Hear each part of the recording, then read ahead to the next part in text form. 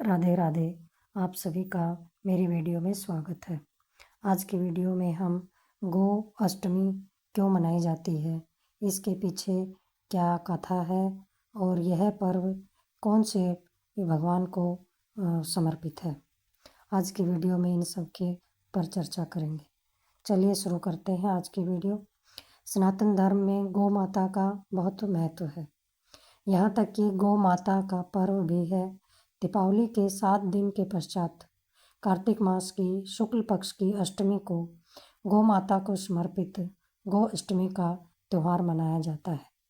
गौ अष्टमी का बहुत ही विशेष महत्व है। आइए इसके बारे में थोड़ा जानते हैं।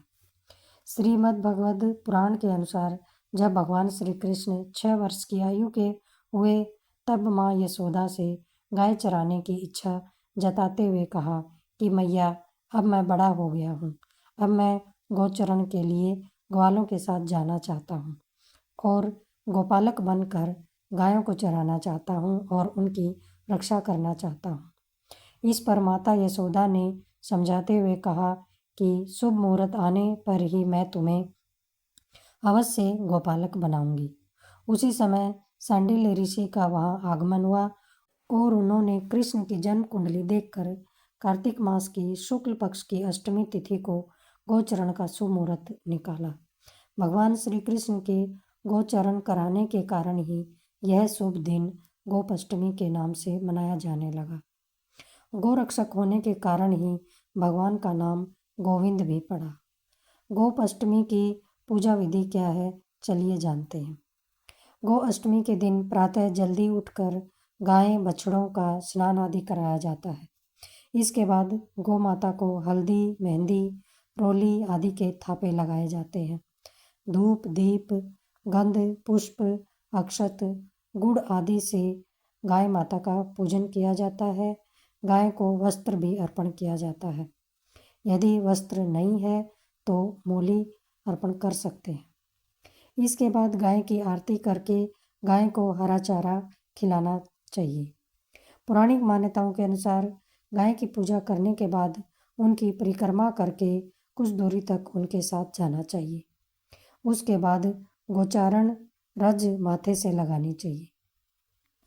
ऐसा करने से सुख सौभाग्य में वृद्धि होती है, साथ ही भगवान विष्णु की कृपा प्राप्त होती है।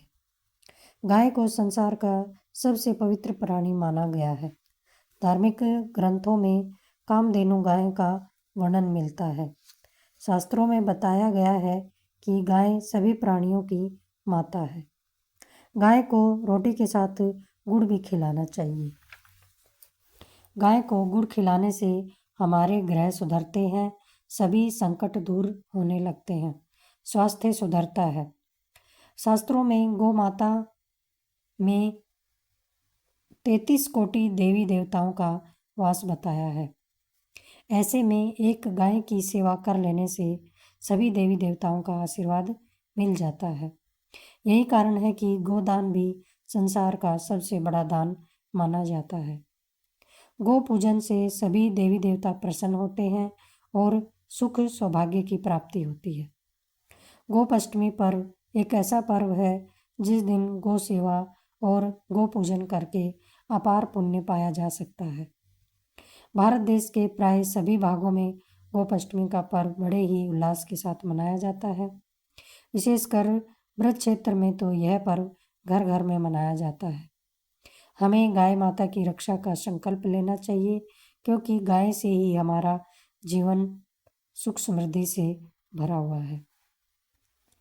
आज की वीडियो में इतना ही।